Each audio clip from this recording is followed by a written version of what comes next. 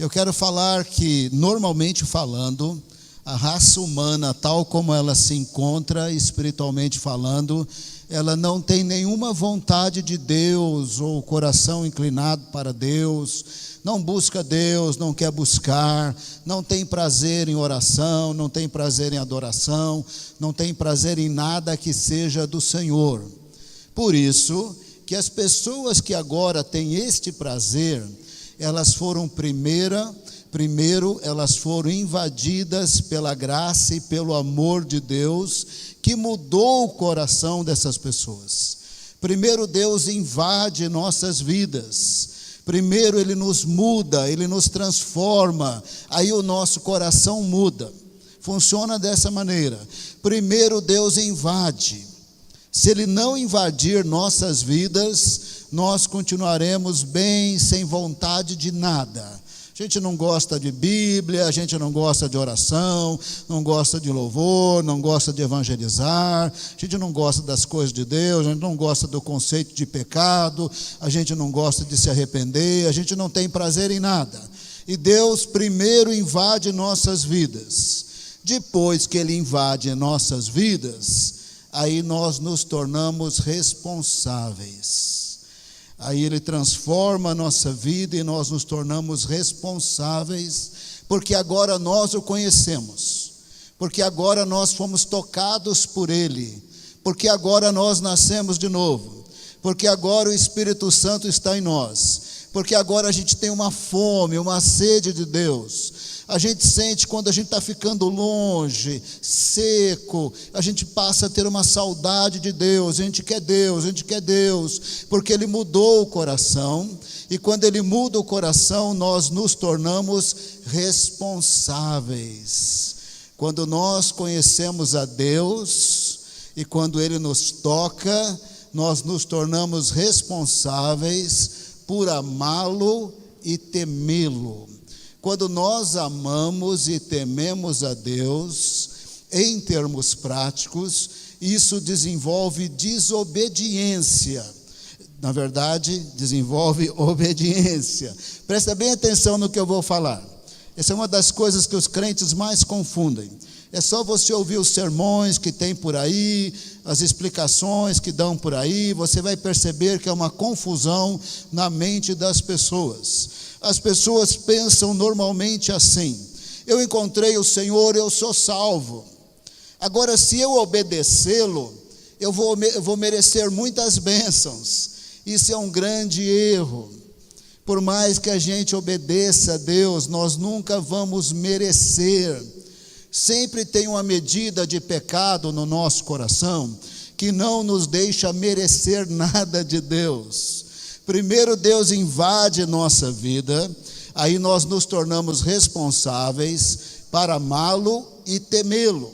E quando nós o amamos e tememos, isso desenvolve obediência. Obediência é consequência de amar a Deus. Obediência é consequência de conhecer a Deus. Porque eu o amo, eu o conheço, agora eu quero obedecê-lo.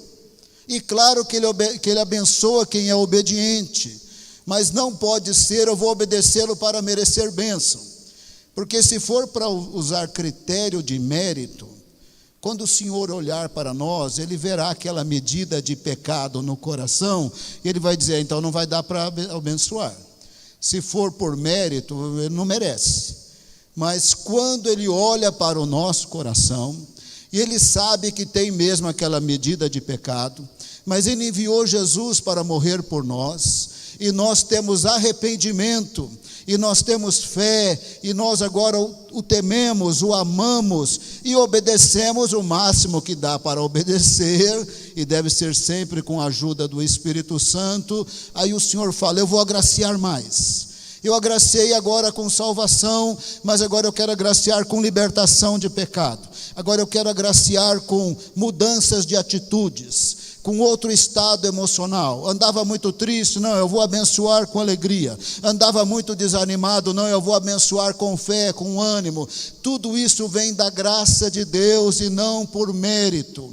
Mas uma vez que conhecemos a Deus, somos responsáveis de amá-lo e de temê-lo, isso vai resultar em obediência. E às vezes a obediência não é só os mandamentos da Bíblia, é uma direção clara e específica de Deus. Por exemplo, eu quero ilustrar o que eu estou dizendo com o rei Saul, possivelmente com Davi, com Eliseu, e se o sermão ficar muito grande, eu vou reduzir meus exemplos. O povo desejou ter um rei. Não havia nenhum problema em ter um rei.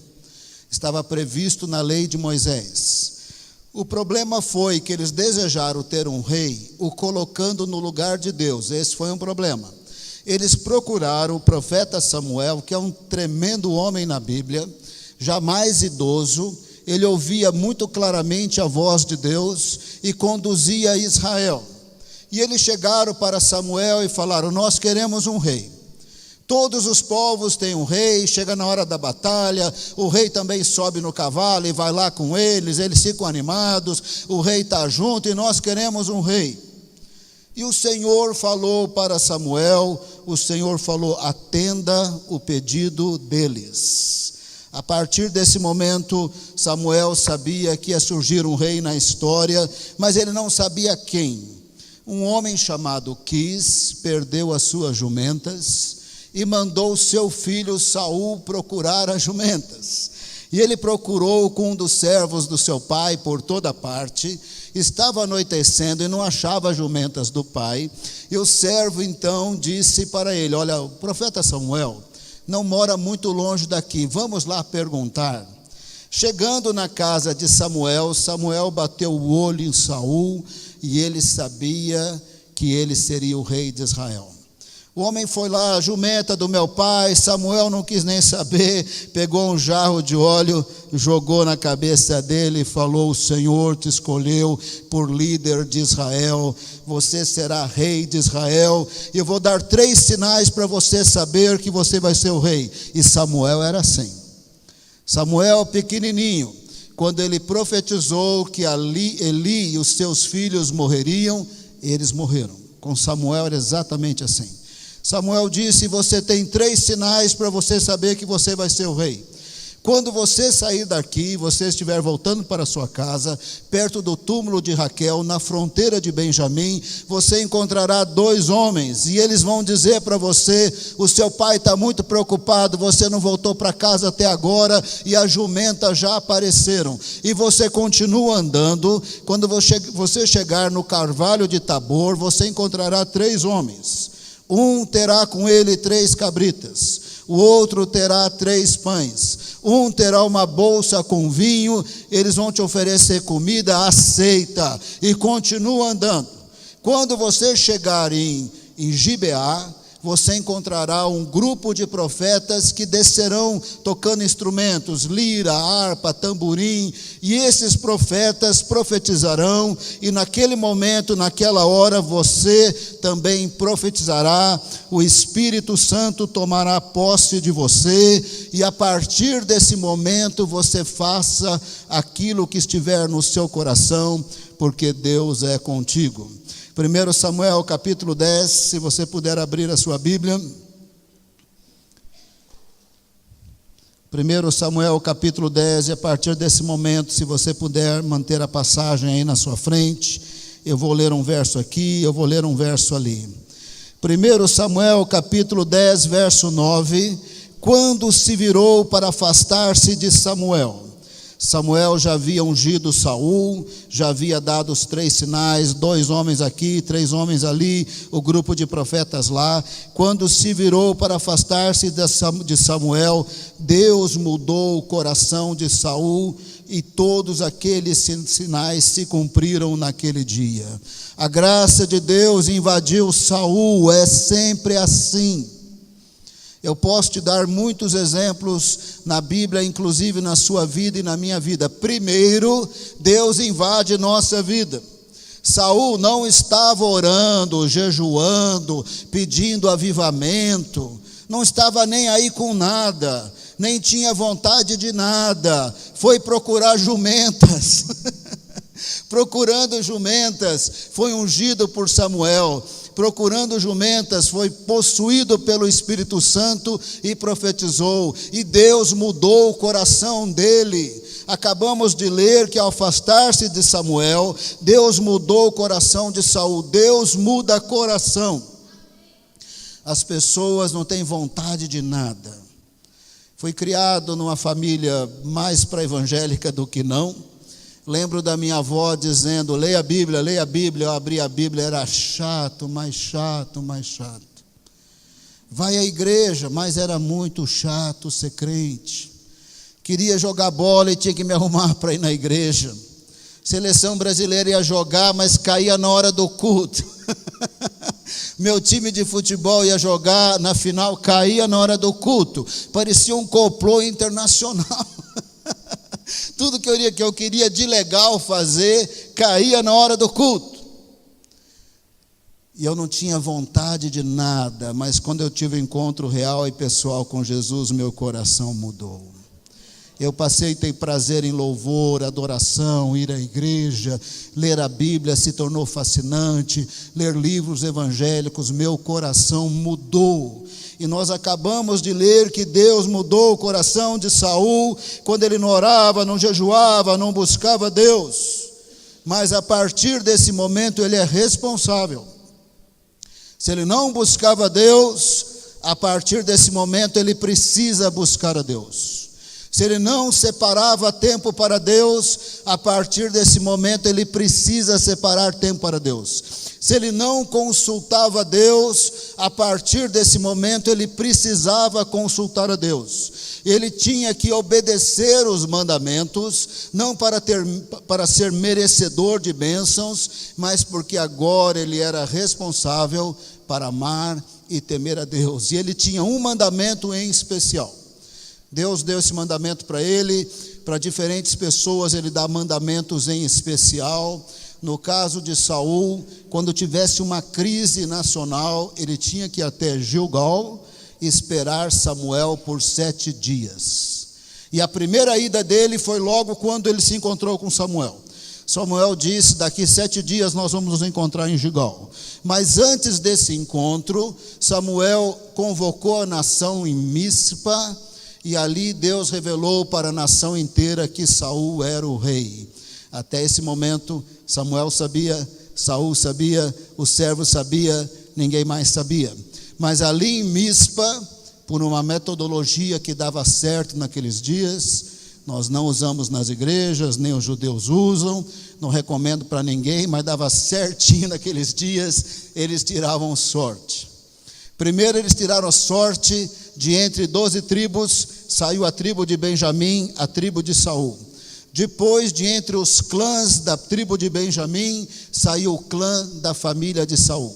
Depois, de entre todos os membros do clã da família de Saul, saiu o nome de Saul. Quando saiu o nome de Saul, o povo gritou, viva o rei, com muita alegria. Eles tinham agora um rei. Tudo isso Saul não está fazendo nada, é graça e amor de Deus que invadiram a vida dele, mas ele havia se tornado responsável. No 7º dia, lá estava ele em Gilgal, já o povo sabia, Samuel sabia, todo mundo sabia, Deus tinha revelado, eles sacrificaram diante do Senhor, louvaram o Senhor e apresentaram Saul diante de Deus como um rei, e o coração de todos encheu de alegria. Veja que Saul não fez nada para ser Saul. Veja que Saul não fez nada para ser rei. Veja que houve uma invasão da presença, do amor e da graça de Deus, mas ele havia se tornado responsável. 1 ano depois, ele resolveu atacar os filisteus em Gibeá. Havia um destacamento de militares filisteus dominando a terra dos judeus. Ele com o filho dele foi lá, atacou os filisteus, convocou os judeus para uma guerra contra os filisteus. E se você prestar atenção na história, ele está caminhando no automático, sem consultar a Deus. Ele não fez nada para ser o rei Saul, Mas a partir do momento que Deus escolheu, Deus visitou, Deus deu o Espírito Santo, Deus mudou o coração, ele era responsável para amar e temer a Deus, desembocando isso em obediência. No 2º ano do seu reinado, estava ele convocando guerra sem consultar a Deus. E os filisteus toparam. Já que é para brigar, nós vamos brigar. E eles se juntaram em Micmas com um exército muito maior, com bem mais armas, e deu medo nos judeus. 1 Samuel, capítulo 13, verso 6, deu medo nos judeus. 1 Samuel 13, verso 6. Quando os soldados de Israel viram que a situação era difícil, e que o seu exército estava sendo muito pressionado, esconderam-se em cavernas e buracos entre as rochas, em poços e cisternas. Lá estava Saul em Gilgal, ele tinha esse mandamento específico. Diante de uma crise, vai para Gilgal, consulta o Senhor, não faz nada sem ouvir a voz de Deus. Ele convocou uma guerra, não consultou a Deus. Ele criou um problema grandão, não consultou a Deus. Foi para Gilgal e o profeta Samuel tinha que chegar em 7 dias, e já era o 7º dia, nada de Samuel chegar. Então Saul desesperou. Ele não era levita da tribo, da família de Arão, ele não podia oferecer sacrifício. E Saul desesperou e ofereceu o sacrifício, achando que dessa forma ele podia consultar a Deus antes que todo o seu exército sumisse e ficasse só ele e Jonatas, o seu filho, contra os filisteus. Ele não podia fazer isso. Ele não era levita, ele não era da família de Arão, Samuel era. Preciso dizer para você que tem muitos pastores que não sabem que Samuel era levita, da família de Arão, porque esta informação encontra-se naqueles capítulos da Bíblia que a gente não lê. Sabe aquelas listas longas de genealogia em crônicas? Fulano gerou fulano, que gerou fulano, que gerou fulano, a gente já pula logo. Mas se você lesse aquelas listas, que fulano, que gerou fulano, que gerou fulano, aí você vai ver que o pai de Samuel gerou Samuel, era levita da família de Arão, e por isso Saul tinha que esperar. Saul não esperou. Ele acabou de oferecer o sacrifício, Samuel chegou. 1 Samuel 13, verso 11. Perguntou Samuel, 1 Samuel 13, 11, perguntou Samuel, o que você fez? Saul respondeu, quando eu vi que os soldados estavam se dispersando e que não tinha chegado no prazo estabelecido e que os filisteus estavam reunidos em Micmas, pensei, agora os filisteus me atacarão em Gilgal e eu não busquei o Senhor. Por isso senti-me obrigado a oferecer o holocausto. Próximo verso, 13, disse Samuel, você agiu como tolo, desobedecendo ao mandamento que o Senhor seu Deus lhe deu. Se você tivesse obedecido, ele teria estabelecido para sempre o seu reinado sobre Israel. Mas agora o seu reinado não permanecerá.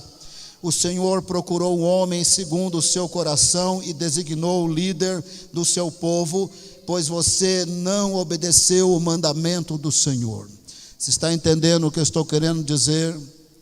Para Saul receber o Espírito Santo, nem vontade ele tinha. Para Saul ter o coração mudado, nem vontade ele tinha.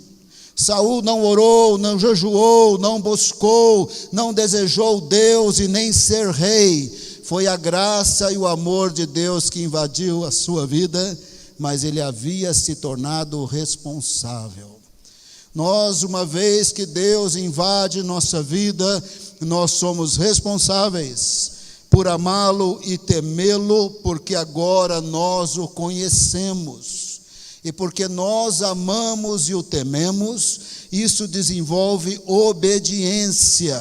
Não obediência para merecer bênção, obediência porque eu amo a Deus, e aí é claro que Ele também me abençoa mais, não porque eu mereço, porque estou obedecendo, mas porque eu estou obedecendo porque eu o amo, eu o temo, porque Ele invadiu a minha vida, quando eu não amava, não buscava, não orava, não desejava, o amor e a graça de Deus invadiram a minha vida, me torno responsável por amá-lo, temê-lo, e isso desenvolve obediência, que traz mais bênçãos, porque eu amo, eu temo, então eu obedeço. Saul, desesperado como foi, não consultou o Senhor, provocou uma guerra sem consultar o Senhor, depois o exército ficou com medo, e aí então ele não esperou o profeta Samuel, que também era levita da tribo, da família de Arão, para o sacrifício, para consultar o Senhor, e a partir daquele momento o Senhor disse: acabou a sua dinastia de reis. Ele ainda reinou por mais 39 anos, mas ele não era mais o escolhido do Senhor, e não estaria mais ungido com o Espírito Santo, porque ele não foi responsável, tendo sido invadido pelo amor e a graça de Deus, quando nem orava, nem jejuava, agora havia se tornado responsável, então ele não temeu a Deus, e ele perdeu todo o poder e unção do Espírito Santo, e toda a possibilidade de ser rei, em plena comunhão com Deus, e a partir daí ter uma dinastia de reis do rei Saul. E a história continua, e ela é muito semelhante. De novo o Senhor fala com Samuel. Samuel escolheu outro. Ele está lá na casa de Jessé. Você vai em Belém da Judeia, você diz que vai sacrificar, e ele vai com um bezerro, e você diz que você vai sacrificar, e eu vou mostrar para você qual é o filho de Jessé, que é o próximo rei de Israel. E lá foi Samuel. Samuel era o tipo da pessoa que quando ele chegava, dava medo. Dava medo. Existe uma lei, na lei de Moisés, o primogênito era consagrado ao Senhor. Mas se você fosse criar o primogênito não consagrado ao Senhor, tinha toda uma cerimônia de resgate. Você tinha que resgatar por meio da X quantia de dinheiro, X sacrifício, para que aquele primogênito não fosse consagrado ao Senhor. Mas no caso de Samuel, ele não foi resgatado. A mãe dele orou para que tivesse um filho, ele nasceu. Antes dele nascer, a mãe disse: eu vou consagrá-lo totalmente ao Senhor, ele não será resgatado. Ele pequenininho foi levado ao tabernáculo, ele era levita da família de Arão, e lá ele ficou totalmente consagrado ao Senhor, sem nenhum resgate. Sendo assim, ele era nazireu vitalício. O nazireu, a semelhança de Sansão, que era nazireu, nunca cortava a barba, nunca cortava o cabelo, absolutamente nunca. Você pode imaginar uma pessoa que nunca cortou o cabelo? Você pode imaginar uma pessoa que nunca cortou a barba? Se você olhasse para Samuel, você tinha medo dele. Se você olhasse para João Batista, vindo lá do deserto com roupa de camelo, sem cortar cabelo, sem cortar a barba, dava medo só de olhar. Mas Samuel dava medo, porque quando Deus falava, a palavra do Senhor se cumpria. Quando ele disse: Eli vai morrer, os seus filhos, eles morreram. Quando o Senhor falava por Samuel, se cumpria nos mínimos detalhes.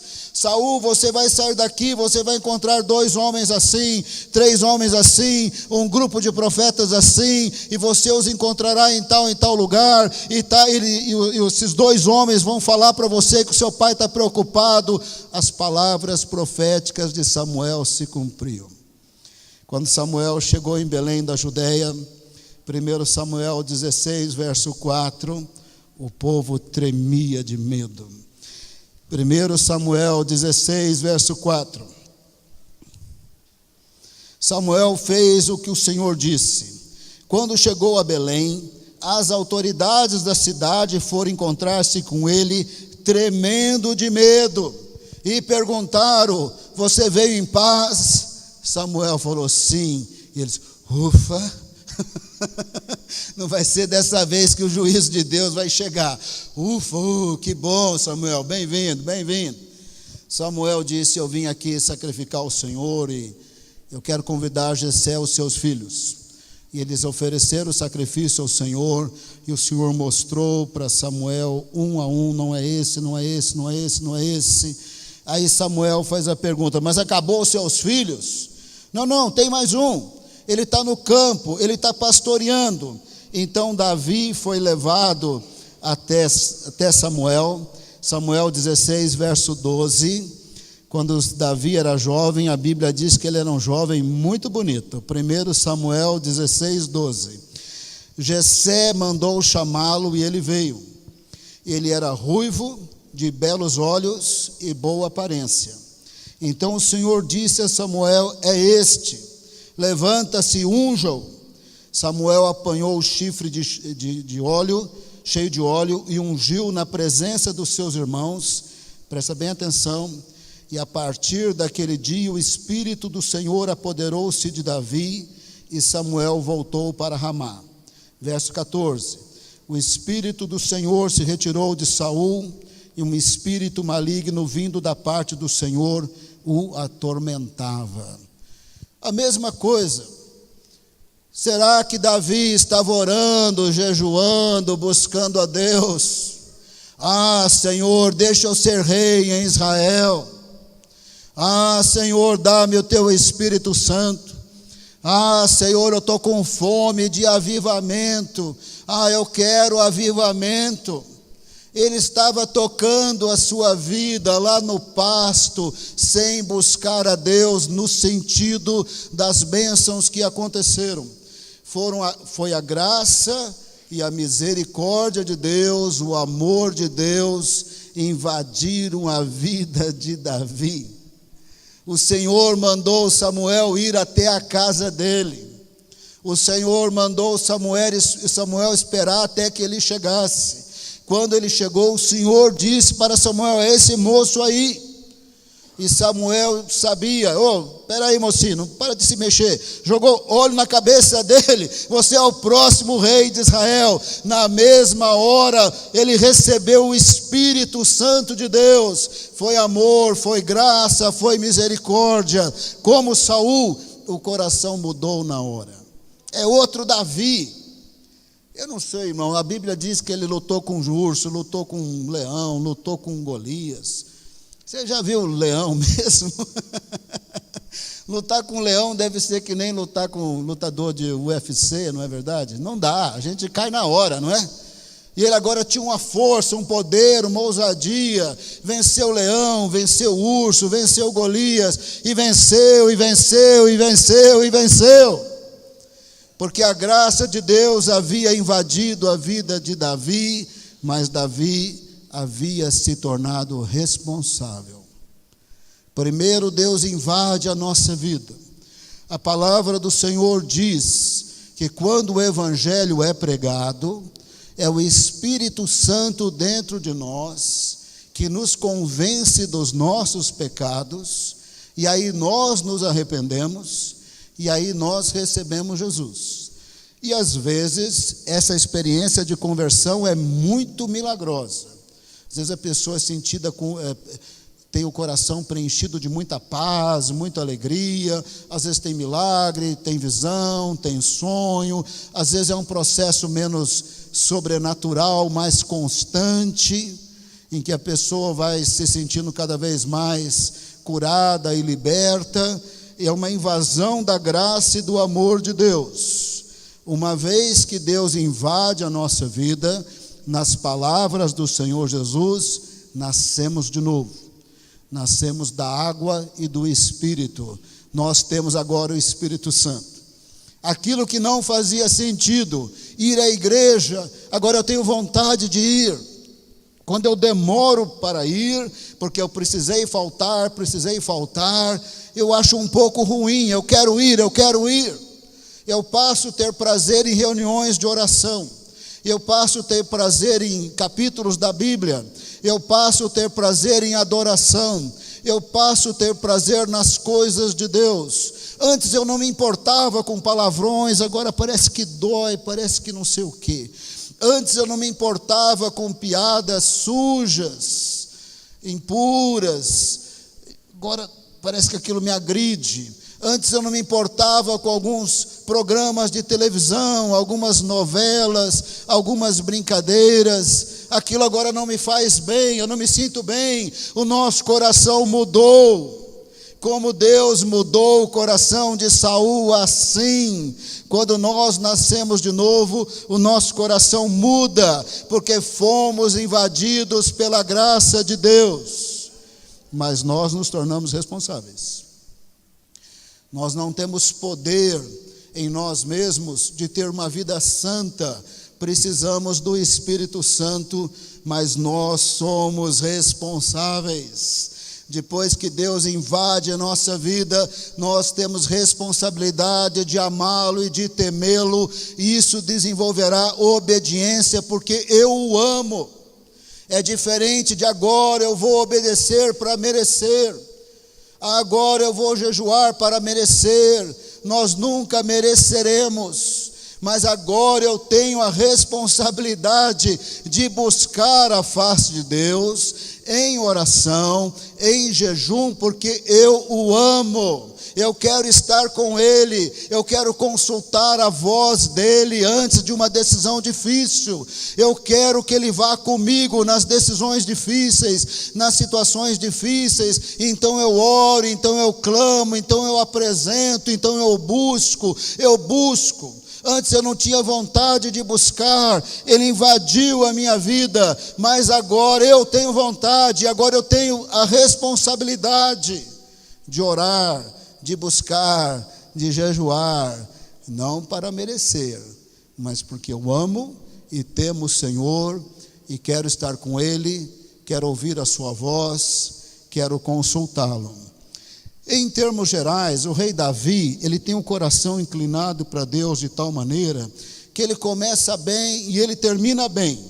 É isso que nós claramente vemos nas Escrituras, que ele começa bem, ele termina bem. Mas ele quase virou o rei Saul. Porque um dia o rei Davi foi imprudente, nós não temos licença para pecar e nem para ser imprudentes. Um dia o rei Davi foi ver a vizinha tomar banho. Um conselho que eu dou para você: não fique espiando a sua vizinha não, que isso aí vai dar problema. Rei Davi foi olhar a vizinha tomando banho. Para encurtar a história, eles acabaram adulterando. Ele estava numa fronteira de virar Saul. Ele estava na fronteira de perder a presença e a graça de Deus e o Espírito Santo. Mas repreendido por Natã, ele se arrependeu. E ele escreveu um salmo muito bonito. Nesse salmo muito bonito, ele disse assim: esconde o rosto dos meus pecados e apaga todas as minhas iniquidades.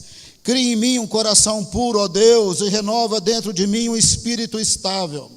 Não me expulses da tua presença, nem tires de mim o teu Santo Espírito. Devolve-me a alegria da tua salvação e sustenta-me com espírito pronto a obedecer.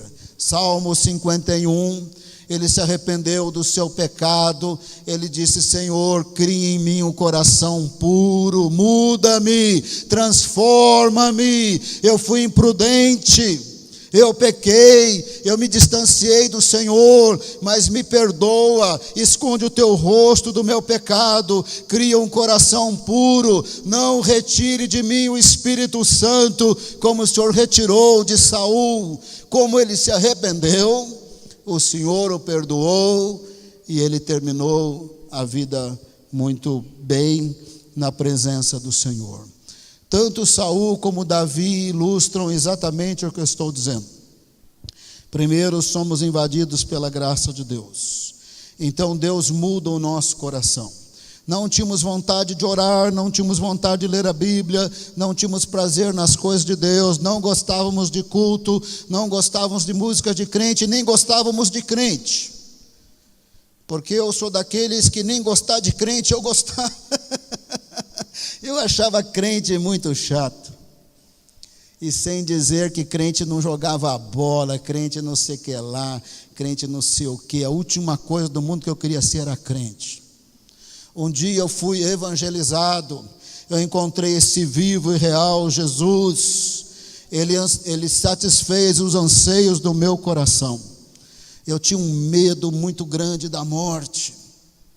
Eu encontrei Jesus, eu sei que Ele é o Senhor, Ele é Deus, e Ele dá vida eterna, porque Ele nos redime dos nossos pecados e nos faz eterno diante de Deus. Quando eu encontrei Jesus, foi muita alegria.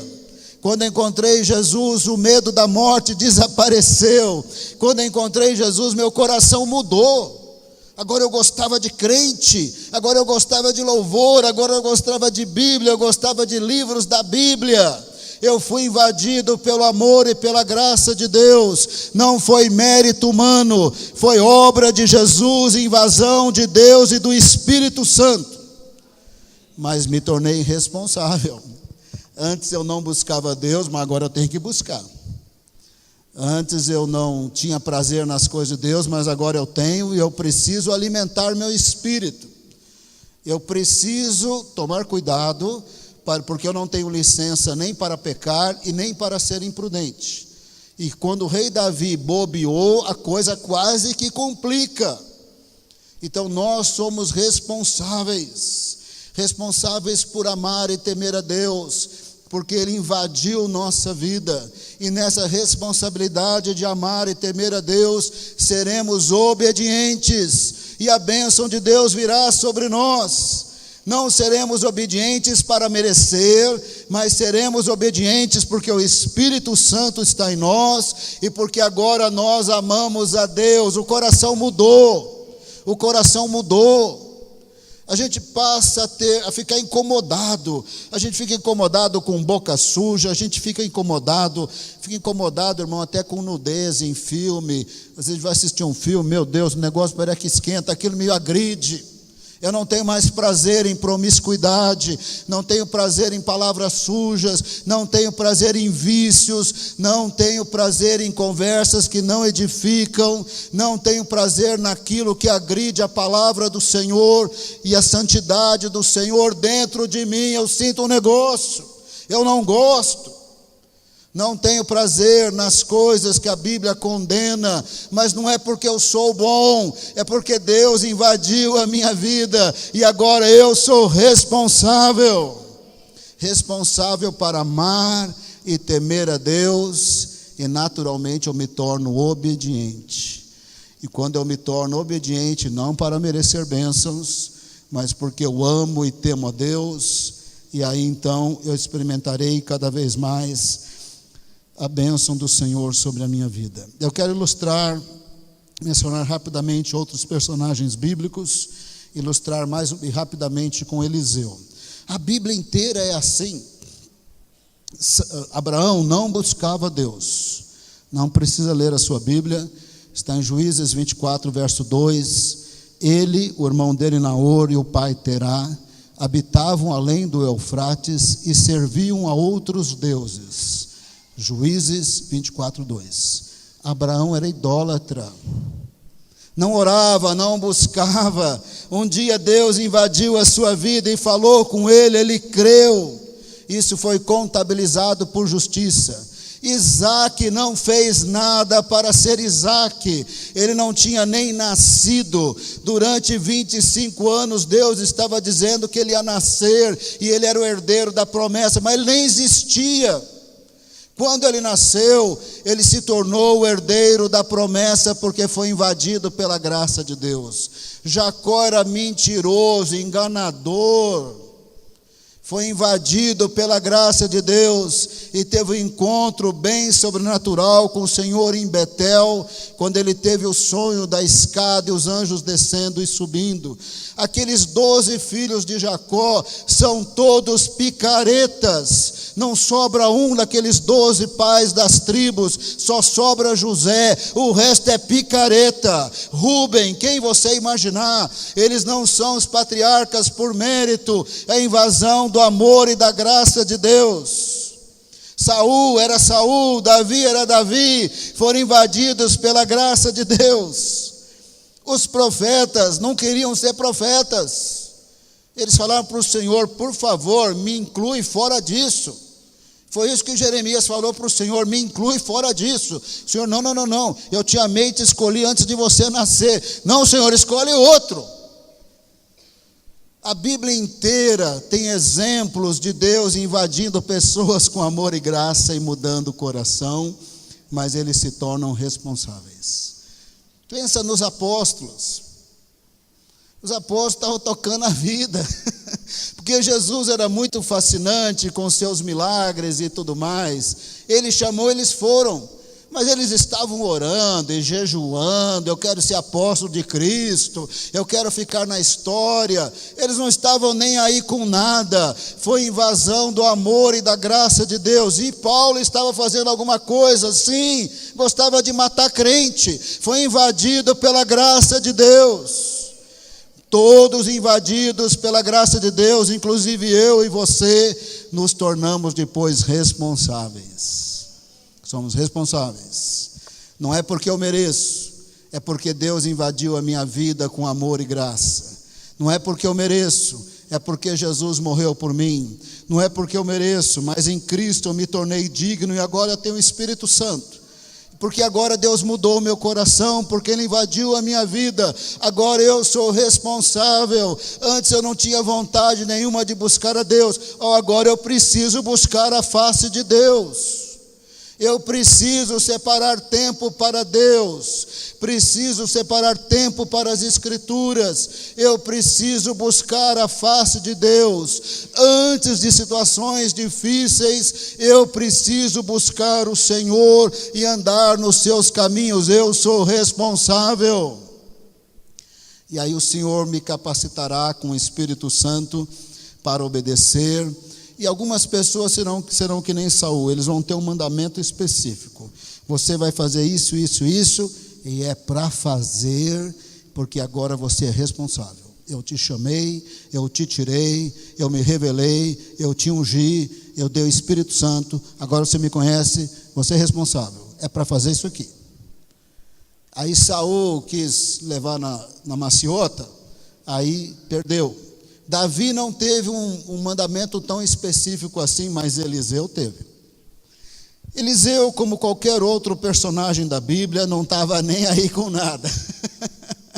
Ele parece que não era tão pobre, porque ele tinha 2 juntas de bois, estava arando um terreno muito grande, ele não era muito pobre. A história tem muitos detalhes. Para resumir a história, Deus falou para Elias: você sai daqui, dessa caverna do Monte de Horebe, volta lá para onde você veio, que em primeiro lugar talvez não era para você nem ter vindo aqui, e você vai encontrar Eliseu, unge Eliseu. Ele vai continuar o seu ministério. Quando Elias encontrou Eliseu, ele jogou a capa dele sobre Eliseu. Eliseu entendeu na hora, falou: Senhor Elias, só um momentinho, vou dar um beijo no meu pai e na minha mãe, eles não vão me ver tão cedo. E matou os 24 bois, fez um churrasco com aquelas juntas de boi, deu para todos os seus amigos, tchau e benção. Eu tenho um mandamento específico na minha vida, era acompanhar o profeta Elias, tchau e benção. Ele acompanhou o profeta Elias, não desgrudou de Elias nenhuma vez, não pisou na bola como Davi nenhuma vez. Mais tarde na história, Eliseu teve um acompanhante também chamado Geazi. Esse pisou na bola. Esse foi pedir dinheiro para Naamã, a lepra de Naamã veio para Geazi. Eliseu não pisou na bola. Quando chegou na hora de Deus levar Elias, Elias sabia, os discípulos dos profetas que haviam sido mortos sabiam, Deus vai levar Elias. Elias falava assim para Eliseu: olha, Deus me mandou para Betel, fica aqui. Mas ele tinha um mandamento específico, acompanhante de Elias. Ele era responsável. A graça de Deus tinha invadido a vida dele. E Elias dizia: não precisa ir não, eu vou sim, estou indo. Quando chegou em Betel, Deus me mandou para Jericó, fica aqui. Eu estou indo. Eu não desgrudo. Quando chegou em Jericó, Deus me mandou ir para o outro lado do Jordão. Fica aqui, eu estou indo. Elias bateu com a capa no Rio Jordão, a água se abriu, o solo secou, passaram assim, sem barro.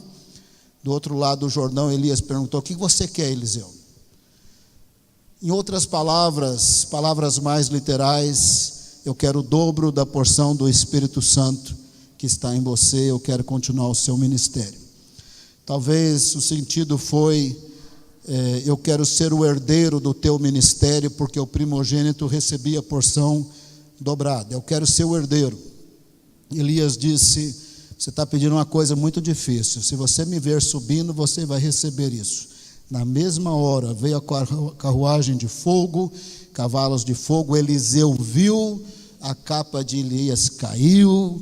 Ele gritou: cavaleiros de Israel, uma expressão que ele quis dizer: o Senhor sozinho era um exército. Acabe não conseguiu te pegar, nem Jezabel e nem ninguém. O Senhor sozinho era um exército. Ele pegou a capa de Elias, voltou no Rio Jordão, bateu no rio, as águas se abriram, passou em solo seco. Eliseu na Bíblia, presta bem atenção. Tem muitos milagres na Bíblia, mas as pessoas com mais milagres registrados na Bíblia são Moisés, Eliseu e Jesus. Nem Pedro, nem Paulo, nem Tiago têm tantos milagres registrados na Bíblia como Eliseu.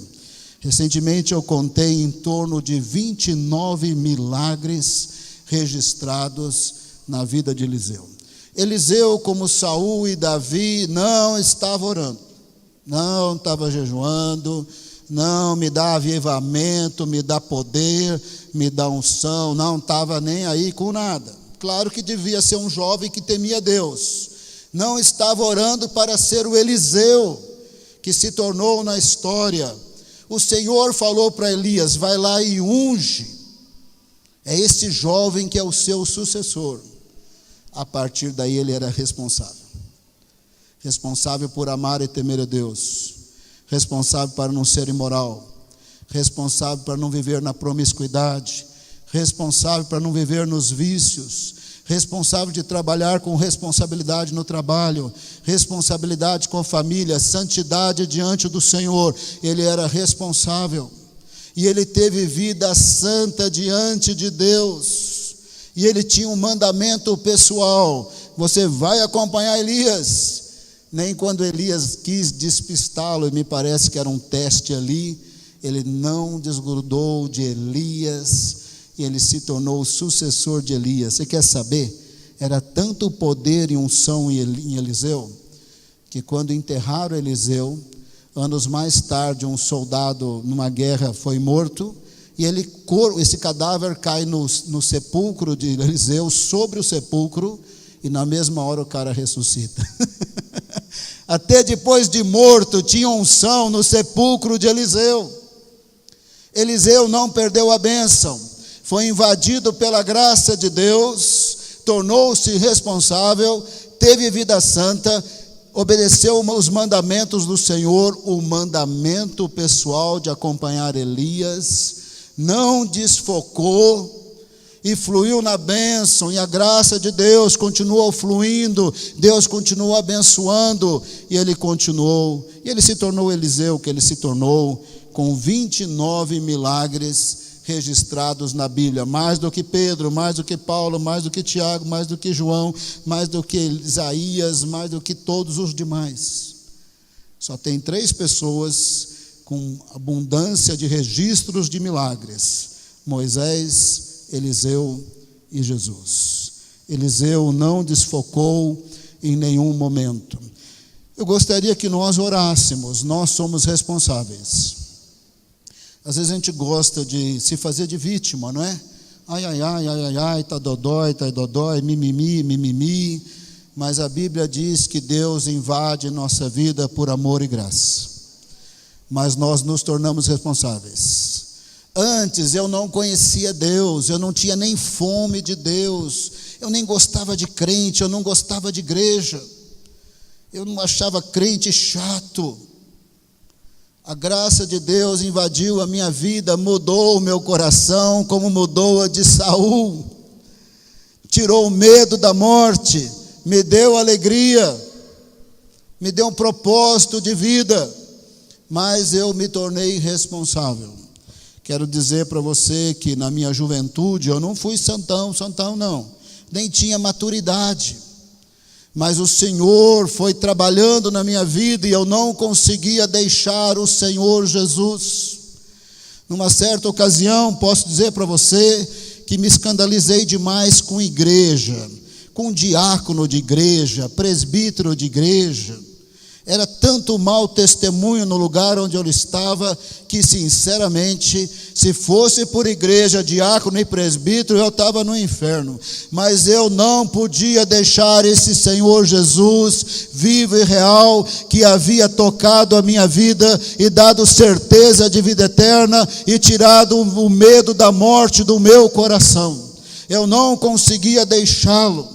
E temendo o Senhor e lendo as Escrituras, eu aprendi que eu tinha que perdoar, que eu tinha que amar e que eu tinha que perseverar. E aí o Senhor foi conduzindo a minha vida até que eu cheguei aqui no Vale da Bênção. E o que eu quero dizer para você, que sempre será graça, sempre será pela graça, será pelo amor de Deus, até um nível maior de santidade, até um nível maior de louvor, adoração e oração, será sempre por graça. Mas nós temos a responsabilidade de amar e temer a Deus. Nós temos a responsabilidade de falar: Senhor, aviva esse coração de novo. Senhor, faz fluir água do Espírito aqui desse coração. Senhor, tira a dureza. Senhor, tira o ódio, tira o ressentimento, tira o coração duro. Senhor, estou atrapalhando um pouco as coisas, não tenho consultado mais o Senhor, mais a sua voz, não tenho procurado discernir mais o Senhor e a sua voz. E aí nós vamos andando no automático, e automaticamente, como Saul, declarando guerra sem consultar o Senhor. Depois deu medo no seu exército, depois ele perdeu toda a possibilidade de ser um rei cheio do Espírito Santo.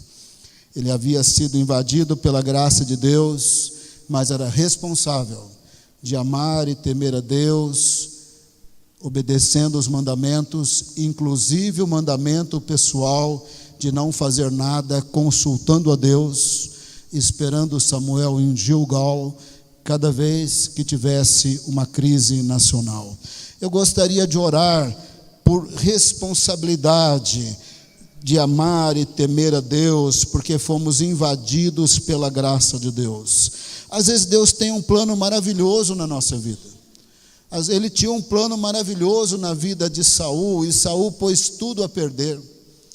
Ele tinha um plano maravilhoso na vida de Davi, e Davi quase que pôs tudo a perder. Mas a gente pode ser Eliseu. Não tem uma palavra negativa sobre Eliseu. Eliseu era companheiro de Elias até a capa descer e o poder e a unção de Elias vir sobre Eliseu. Eliseu foi responsável o tempo todo. Eu quero orar por essa responsabilidade. Vamos ficar em pé. Enquanto eu oro, você faça a sua oração também. Faça a sua oração também. Esse é um momento muito particular, muito pessoal. Você sabe como Deus invadiu a sua vida. Você sabe os medos que Deus tirou do seu coração. Você sabe o quanto que o Senhor tem dado com você, tem te abençoado. Você sabe o quanto que é pela graça, não é pelo seu poder, nem pela sua força. Você sabe que às vezes você está cansado e desanimado e meio triste, parece que não vai dar nada certo. E daqui a pouco o Senhor vai lá, te abençoa, te consola, estende as mãos e te levanta. Você sabe como que essa vida cristã não é moleza. Você sabe o quanto que os padrões de Deus são elevados. Você sabe que nem sempre você está no centro da vontade de Deus e nem da presença de Deus. Vai continuar sendo pela graça. Ele continuará perdoando todos os seus pecados em Cristo Jesus. Ele continuará te dando o Espírito Santo. e Ele continua disposto a tirar de dentro de você o coração de pedra, da onde não jorra mais água do Espírito, da onde não jorra mais presença de Deus, da onde não jorra mais a voz de Deus. Em algum momento na sua vida Deus falava mais. Em algum momento Ele falava por sonhos, por visões. Em algum momento a Bíblia fazia mais sentido.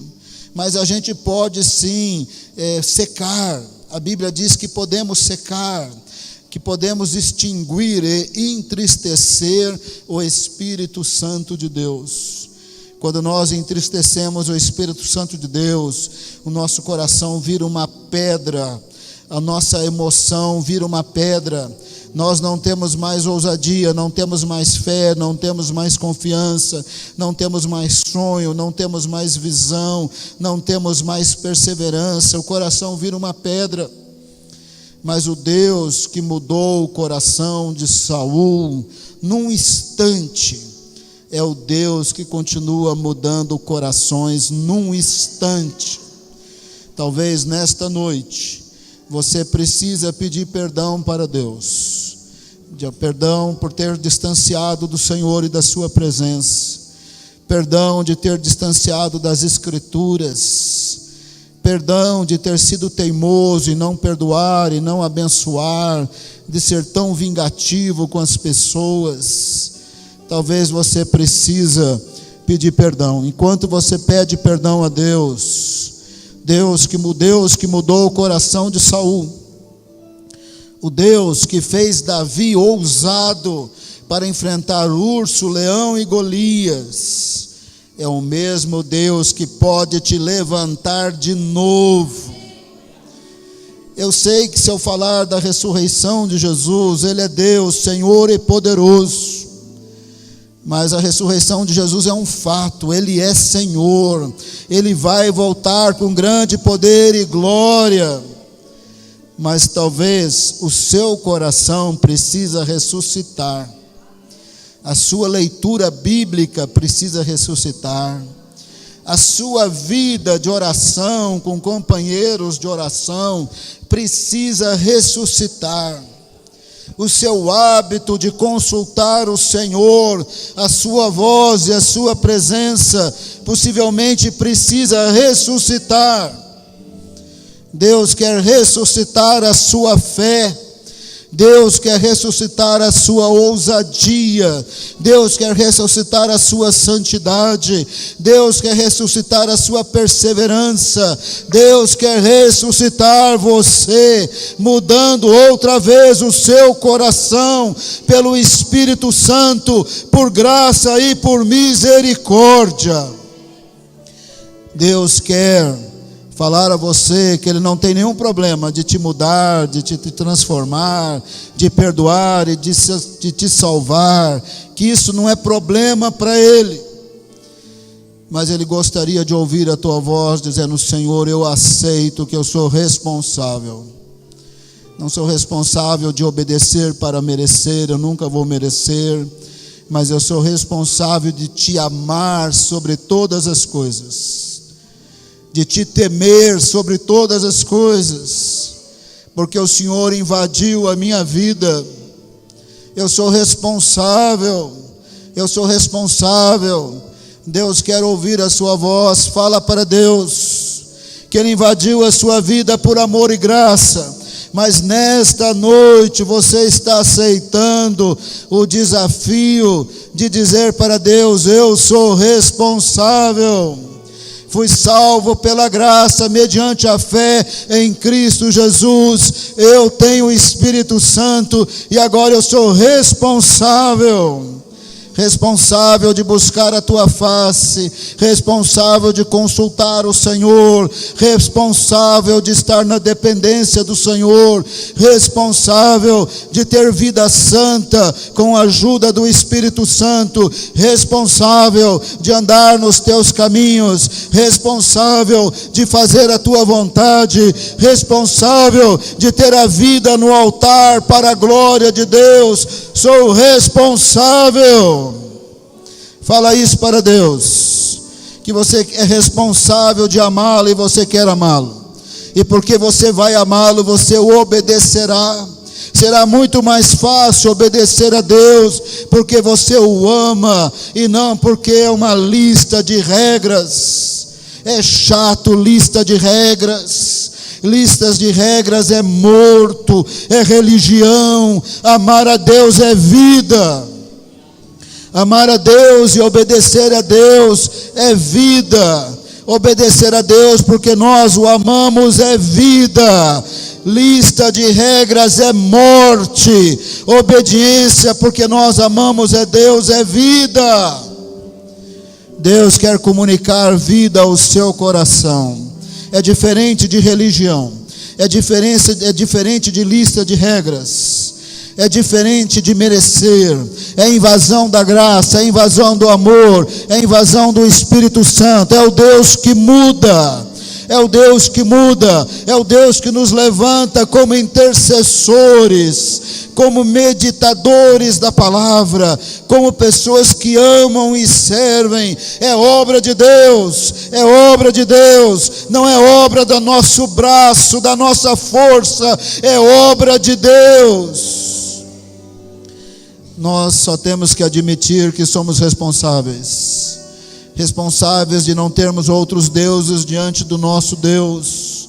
Ele tem que ser o Senhor absoluto de nossa vida, o Salvador absoluto de nossa vida. Nele tem vida abundante. Não tem vida abundante em religião, não tem vida abundante em ministérios e nem igrejas. A vida abundante está em Jesus. A vida abundante é Jesus. A novidade de vida está na presença de Deus. Faça a sua oração, Deus quer ouvir a sua voz. Quando Davi foi repreendido por Natã, num dado momento Natã podia dizer para ele: eu sei que Deus te perdoou porque você se arrependeu. Davi disse para o Senhor: perdoa os meus pecados, esconde o rosto, cria em mim um coração novo, dá-me inclinação para obedecer e não retire o teu Espírito Santo de mim. O Senhor que te invadiu pela graça, Ele quer continuar te invadindo pela graça. Não diga: não vou mudar, não posso mudar. Deus te transforma completamente. Se você falar: eu vou mudar, pela graça de Deus, você vai mudar. Se você falar: eu não vou mudar, você não vai mudar. Mas se você falar: eu vou mudar pela graça de Deus, você vai ser invadido por níveis e ondas de amor e da graça de Deus. Você será totalmente mudado e transformado pela graça e pelo poder de Deus. Fala: eu vou mudar pela graça de Deus. Deus pode te levantar como pregador, como evangelista. Não depende de você, depende de Deus. Quando Deus resolve levantar um intercessor, um evangelista, alguém na área de libertação, é tão fácil para Deus. Quando Samuel jogava óleo na cabeça de quem ele jogava, o Espírito Santo tomava posse daquela pessoa, e a pessoa era mudada por Deus. Ela não era mudada por metodologia, não era mudada pela receita do sucesso, não era mudada por pastor poderoso, apóstolo poderoso, era mudado por Deus. Deus pode mudar você completamente. Não fala: sou pequenininho, não vou ser usado. Você vai ser usado, irmão. Quando o Espírito Santo te tomar, você vai ser usado. É impossível ser ungido e não ser usado. É impossível ser ungido e não ter palavra de Deus. É impossível ser ungido e não ter fome da presença de Deus. É impossível ser ungido e não gostar de igreja, de louvor, de vigília, de adoração, de Bíblia, de amar e de servir. O Espírito Santo de Deus em nós nos muda completamente. Receba da graça de Deus tudo que o Senhor quer te dar. Faça a sua oração. Enquanto você pede perdão, eu te garanto que o Senhor está te perdoando. O Senhor está te perdoando. O Senhor te ama e está te perdoando nesta noite. O Espírito Santo de Deus está vindo sobre você nesta noite. Não dependerá da sua força, não dependerá do seu poder. É o Espírito Santo de Deus em você. Vai mudar o seu coração completamente. Vai mudar suas atitudes completamente. Vai mudar sua perspectiva completamente. Vai dar força onde tem fraqueza, porque depende só de Deus. Depende só de Deus. Abre o seu coração para Deus. Será tão mais fácil orar. Será tão mais fácil louvar. Será tão mais fácil ler a Bíblia. Será tão mais fácil ser crente. Será tão mais fácil servir. Será tão mais fácil amar. Abre o seu coração para o Senhor. Nesta noite, o Senhor tem uma palavra para você. Jesus não precisa de ressurreição, Ele está vivo. Você precisa, e é Ele que te ressuscita, segundo a sua graça, o seu amor e a sua misericórdia. Graça de Deus virá sobre você. Aquilo que parece perdido, totalmente perdido, sem esperança, tem cura, tem perdão, tem cura e libertação. É o poder e é a presença de Deus. É o poder e é a presença de Deus que toca a sua vida para mudá-lo, para transformá-lo e para libertá-lo. É o Senhor com a sua presença e o seu poder. Por isso você sairá dessa igreja transformado por Deus. Pai amado, muito obrigado pela palavra do Senhor.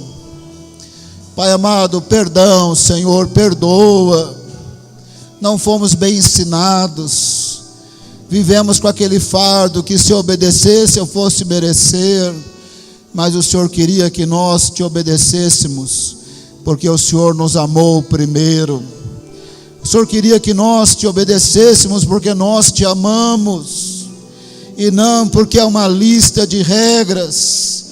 Perdoa, Senhor, tentamos ganhar o mérito, ganhar a bênção, quando o que o Senhor queria é que nós o amássemos sobre todas as coisas, e por isso seríamos obedientes. Perdoa-nos. Estamos aceitando a responsabilidade de te amar, de te obedecer e de continuar na graça do Senhor, para a honra e glória do nome de Jesus.